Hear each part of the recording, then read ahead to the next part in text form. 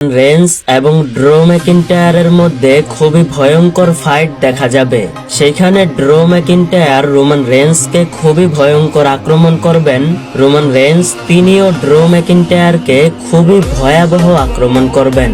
বিশেষ করে আপনারা সকলেই দেখেছিলেন সর্বশেষ স্ম্যাকডাউনের এপিসোডে পল হেইম্যান এসে ক্লিয়ারলি জানিয়ে দিয়েছেন head of the table the tribal chief Roman Reigns অংশগ্রহণ করবেন এবং রয়্যাল রাম্বল ম্যাচটি জয়লাভ করবেন।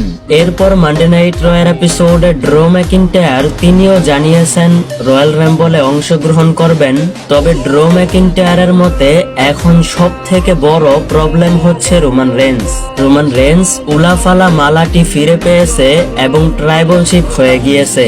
এইবার রয়্যাল রাম্বল জিতে রেসলমেনিয়ার মেইন ইভেন্টে যেতে দেওয়া যাবে না রোমান রেন্সকে। এই বিষয়গুলো জানিয়েছেন ড্রো ম্যাকিন্টায়ার এবং প্রত্যেকটি রেসলারকে সতর্ক করেছেন যাতে করে কোনোভাবেই রোমান রেন্স রয়্যাল রাম্বল ম্যাচটি জিততে না পারে। দেখুন, আপনাদের সকলেরই মনে থাকার কথা 2020 সালের রয়্যাল রাম্বলের একেবারে শেষ পর্যায়ে রোমান রেন্স এবং ড্রো ম্যাকিন্টায়ার টিকেছিলেন। সেইখানে রোমান রেন্স রয়্যাল রাম্বল ম্যাচটি জিতলেও জিততে পারতেন, তবে ড্রো ম্যাকিন্টায়ার তার ফিনিশার ক্লাইমর কিক মেরে রোমান রেন্সকে এলিমিনেট করে রয়্যাল রাম্বল ম্যাচটি জয় পেয়ে গিয়েছিলেন। আর সেইখান থেকেই মূলত রোমান রেন্স ড্রো ম্যাকিন্টায়ারের উপরে রেগে রয়েছেন। তবে 2020 সালের পর প্রায় 5 বছর রোমান রেন্স মেন্স রয়্যাল রাম্বলে অংশগ্রহণ করেননি।